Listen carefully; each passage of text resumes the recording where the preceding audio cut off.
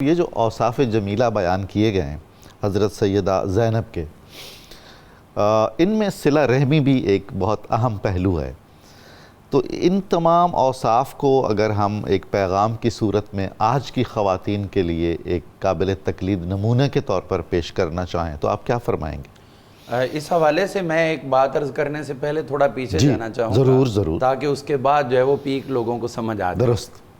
یہ بنیادی طور پر حضرت ام المومنین سیدہ زینب بنت خزیمہ سلام اللہ تعالی علیہا یہ 5 بہنیں تھیں۔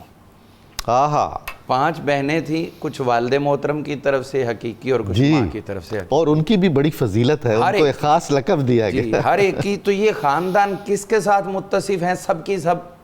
آپ دیکھیے، ایک ہیں ان کی اسماء بنت عمیس، والدہ کی طرف سے حقیقی ہیں، وہ حضرت سیدنا جعفر طیار رضی اللہ عنہ کی زوجیت میں آئی، پھر حضرت سیدنا ابوبکر صدیق رضی اللہ عنہ، اور اس کے بعد حضرت سیدنا مولا علی مرتضیٰ شریف۔ کمال ہے۔ اسی طرح ہم دیکھتے ہیں ایک اور ان کی ہمشیرہ تھی جن کا نام سلمہ بنت عمیس تھا، یہ حضرت سیدنا عباس بن عبد المطلب رضی اللہ عنہ حضور کے چچا کی زوجہ محترمہ تھی۔ پھر ہم یہ دیکھتے ہیں کہ آپ ہی کی ایک اور ہمشیرہ محترمہ، ان کا نام حضرت لبابہ تھا، اور یہ وہ ہے جو حضرت خالد بن ولید رضی اللہ عنہ کی والدہ محترمہ ہے۔ سبحان اللہ۔ اسی طرح آپ کی اخیافی بہن ماں کی طرف سے جو حقیقی ہیں وہ حضرت سیدہ میمونہ بنت حارث، کمال ہے جی، کمال۔ وہ بھی ام المومنین بنی، اور یہ پورا خاندان بما اپنے جد امجد حضرت ہاشم سے، اور اس سے پہلے تو ہمیشہ یہ غریب پرور اور مسکین پرور رہا۔ پورے معاشرے میں یہ مشہور تھا کہ یہ خوش قسمت ترین بہنیں ہیں۔ بالکل۔ اور پھر اس کے بعد دیکھیے کہ ان کی جو سخاوت تھی وہ کیا تھی؟ جب حضرت سیدہ میمونہ کو حضور صلی اللہ تعالی علیہ وسلم کی طرف سے نکاح کا پیغام ملا تو آپ اس وقت ایک اونٹ پر تشریف فرما تھی، ساتھ میں بہت سا مال و اسباب تھا۔ جیسے ہی ان کو یہ بشارت ملی کہ آپ حضور کے حوالہ عقد میں جا رہی ہیں، زوجیت میں جا رہی ہیں، انہوں نے فی الفور از خوشی میں اعلان کر دیا کہ میرا یہ اونٹ اور جو کچھ اس پہ پڑا ہے سب کا سب میں راہ خدا میں قربان۔ سبحان اللہ، سبحان اللہ۔ تو یہ پورا خاندان بذات خود شروع سے ہی غریب پرور تھا، اور جن کے ساتھ ان کے رشتے ہوئے ہیں وہ حد سے زیادہ غریب پرور تھے، تو پھر ام المساکین کا لقب تو بنتا۔ کمال ہے۔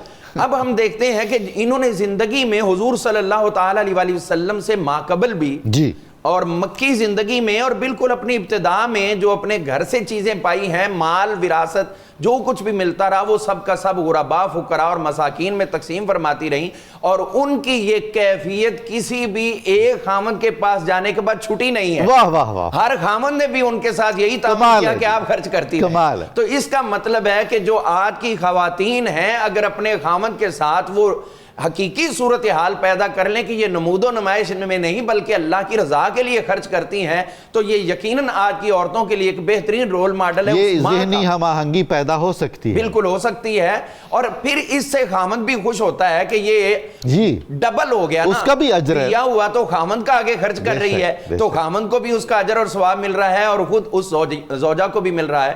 ہم دیکھتے ہیں کہ آپ کی کیفیت جو تھی وہ مصلی عبادت پر ہر وقت اللہ، اور پھر دیکھیے ذرا ایک سائنٹیفکلی بھی ہم بات کو دیکھ سکتے ہیں کہ جس خاتون کے 4 خامند پہلے الگ ہو چکے ہوں، درجہ شہادت پہ جا چکے ہوں کچھ ان میں سے، تو اس کے اندر کی کیفیت جو ہے وہ پھر دنیا کے ساتھ رغبت نہیں رہتی، ایسا ہی ہے، یہ ایک انسانی جبلت ہے۔